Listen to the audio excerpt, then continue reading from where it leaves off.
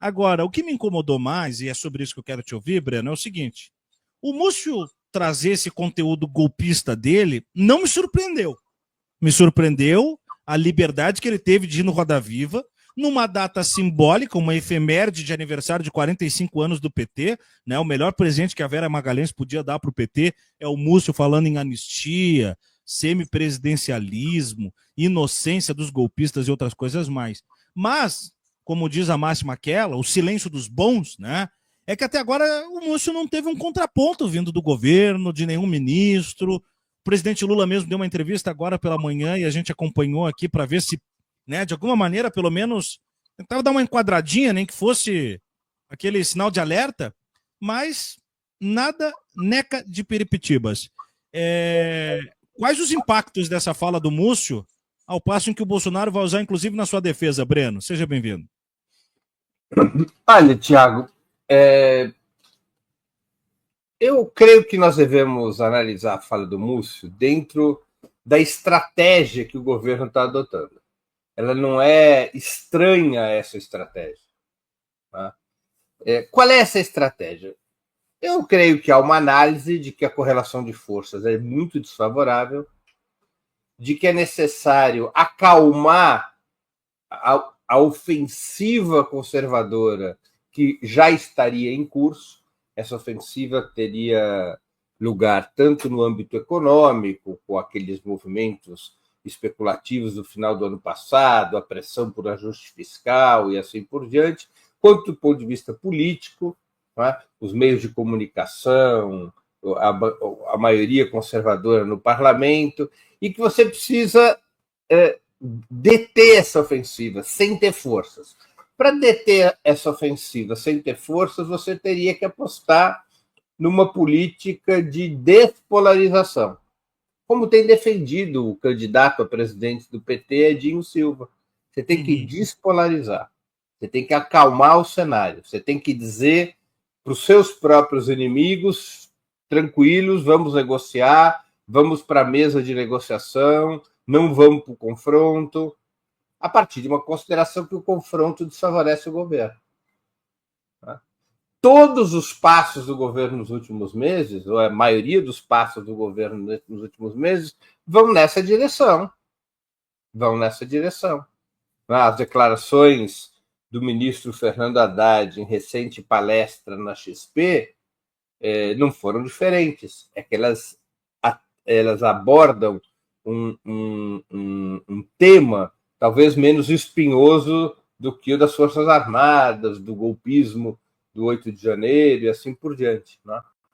Então, esses são os movimentos que estão em curso. Ou seja, tem que baixar a temperatura do país. A temperatura alta prejudica o governo, porque o governo e a esquerda não teriam forças para sustentar um cenário de confrontação. E essa lógica de despolarização deveria ter como objetivo isolar ao máximo possível o Bolsonaro. Ou seja, deveria deixar o máximo isolado possível o núcleo duro da extrema-direita para preparar o combate eleitoral de 2026. Então, é a substituição, para a gente fazer aqui uma brincadeira, é a substituição da tática da frente ampla pela tática da frente amplíssima. Isso que está em curso. Alargamos a amplidão ainda mais, Breno. Isso que está em curso, para frente amplíssima, que busca atrair até mesmo setores que tiveram relações íntimas com o bolsonarismo. Não é à toa os festejos no Palácio do Planalto para a eleição na presidência da Câmara e do Senado de Hugo Mota e Davi Alcolumbre, que são políticos da direita com históricos vínculos com o bolsonarismo. Ambos.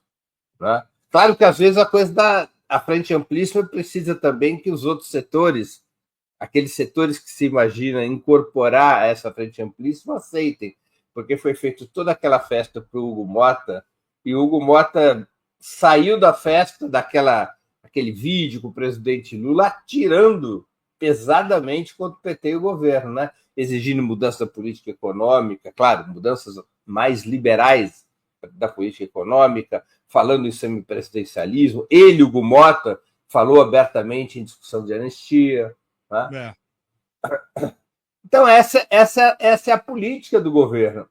Por isso que Múcio não vai ter nenhuma contestação pública.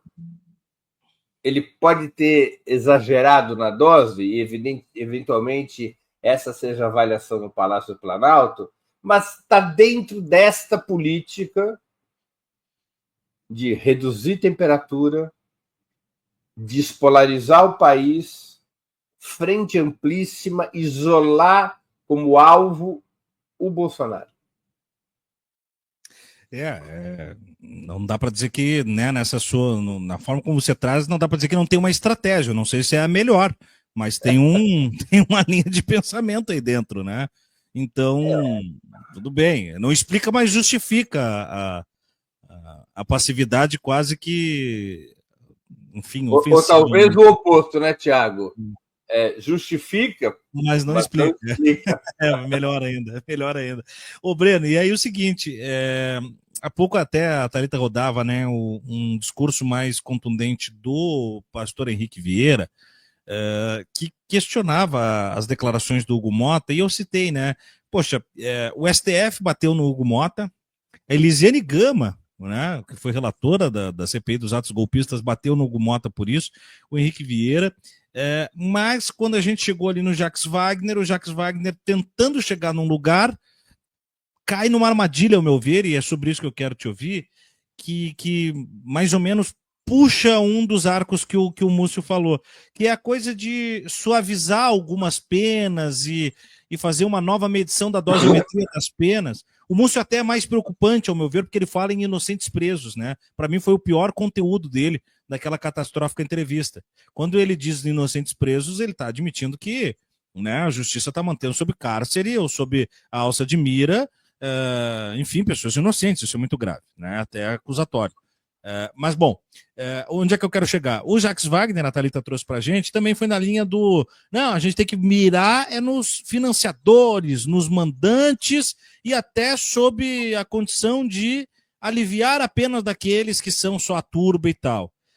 Esse papo de estrábico, Breno, de para pegar os grandes eu tenho que aliviar os pequenos, me parece deixar meio sem cadeado o papo da anistia. Não está errada essa linha de pensamento? Por que uma Elisiane Gama do PSD é mais contundente, o STF se coloca mais nessa relação, e aí a gente já está vendo aí ministro, líder no Congresso, já nessa coisa do para pegar o tubarão, se tiver que liberar a lambaria, a gente já não está ligando muito, não. Bom, aí eu vou te dar uma opinião heterodoxa, a minha. Eu não tenho muitos problemas com essa abordagem. Por quê? Porque nós temos todo o processo de enfrentamento a golpes de Estado ao longo da história, ele tem que se concentrar na sua cadeia de comando. A prisão de centenas, milhares de pessoas que eventualmente foram arrastadas, participaram, foram convocados, foram os soldados rasos, foram os lambaris, como você disse, de um processo político, elas devem ser, depois de um certo período, elas devem ser deixadas de lado. Ou seja, o exemplo você não faz punindo embaixo, o exemplo você dá punindo em cima. Sim. Uhum. Tá? Então eu vou pegar uma história clássica aqui, olha só. Quando termina a Guerra Mundial, na Itália, milhares de fascistas foram presos e condenados a penas altíssimas. Quando chega o ano de 1947 ou 48, minha memória agora me trai, o ministro da Justiça do governo italiano pós-guerra decreta anistia. Sabe quem que propôs a anistia? Para a raia miúda? Palmiro Togliatti. Palmiro Togliatti era o secretário-geral do Partido Comunista, chefe da resistência antifascista, e ele propõe anistia. Entrou para a história até como anistia Togliatti.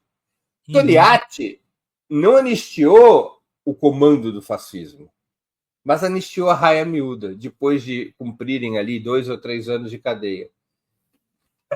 Qual é a lógica disso? A lógica disso é que você, quando enfrenta uma corrente de extrema-direita de massa, teu objetivo não é só derrotá-los jurídico-militarmente, como era o caso na Itália, mas é também trazer para o teu lado a base que o fascismo conseguiu atrair.